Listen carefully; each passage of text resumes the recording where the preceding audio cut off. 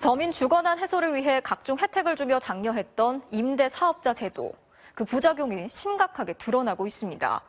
전세 보증금을 돌려받지 못하는 세입자가 속출하고 있는 건데요. 자기 돈은 거의 안 들이고 빌라 수백 채를 사들인 뒤 세입자들을 울리고 있는 이른바 빌라왕들을 오늘부터 집중 해보하겠습니다. 자, 오늘은 900채 가까운 집을 가진 국내 1위 김모 씨 얘긴데요. 전세금을 내주지 못해서 압류가 잇따르는 가운데도 계속 빌라를 사들일 만큼 대담했습니다. 먼저 김세로 기자가 집중 취재했습니다. 서울 금천구의 한 주거용 오피스텔. 이 신혼부부는 전세보증금 1억 5천만 원을 돌려받지 못해 8개월째 이곳에 발이 묶였습니다. 새로운 전세집 가면서 그쪽에 계약금을 걸어야 되는데 1,200만 원을 걸고 날렸죠. 윗집은 아예 집주인을 상대로 소송에 들어갔습니다. 만기가 지나자마자 소송을 시작을 했는데 아직까지도 안 끝났어요. 집 주인 때문에 전체 14집 가운데 13집에는 100억 원대 가압류가 걸리고 10집은 경매로 넘어간 겁니다. 건물주인 집 주인은 올해 42살인 김모 씨. 세입자들은 김 씨 본인은 아예 연락이 안 되고 김 씨의 대리인과 어렵사리 통화가 돼도 어이없는 말만 들을 뿐입니다. 가압류가 걸렸는데 어떻게 하냐 이렇게 얘기를 했더니 후에 오면 풀어주겠다.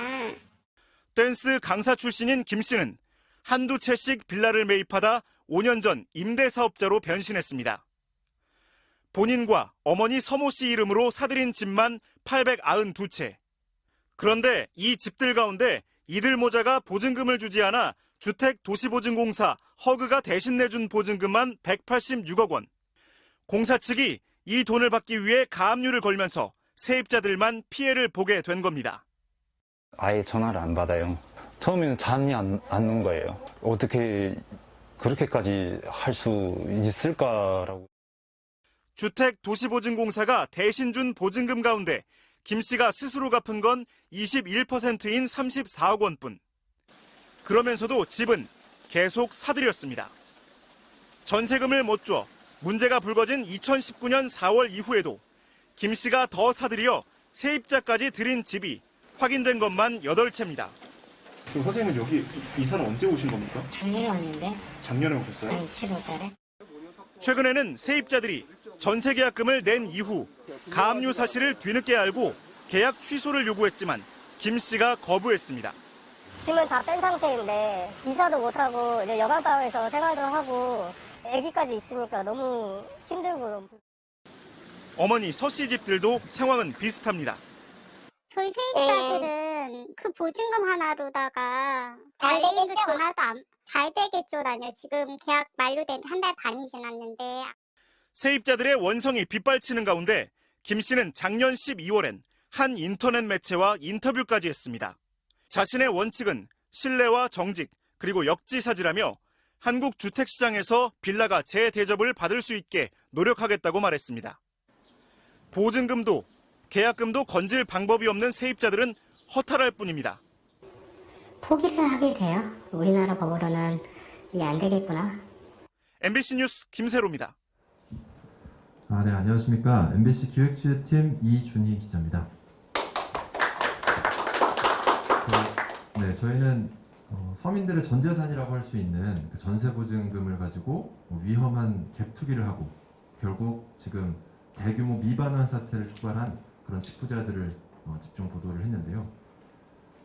그동안 단편적인 피해 사실에 대한 보도들은 좀 있었지만 이들이 도대체 누구고 언제, 얼마나, 어디에 집을 샀고 그 과정에서 정부는 어떤 역할을 했는지 그거를 좀 입체적으로 보여주는 보도가 좀 없다고 생각해서 이번에 취재를 하게 됐습니다. 그 수도권 시군구 35곳에 정보공개 청구를 해서 그리고 공공 데이터 포털을 통해서 정보를 수집했고 취재원은 따져보니까 한 60명 정도 되는 것 같았습니다.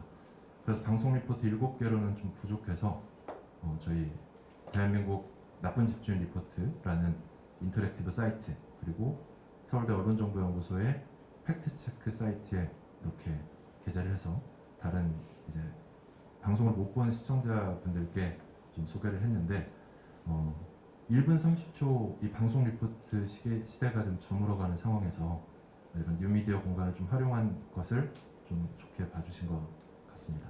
앞으로도 이런 뉴미디어를 활용한 기사 작성, 취재 더 열심히 하도록 하겠습니다. 고맙습니다.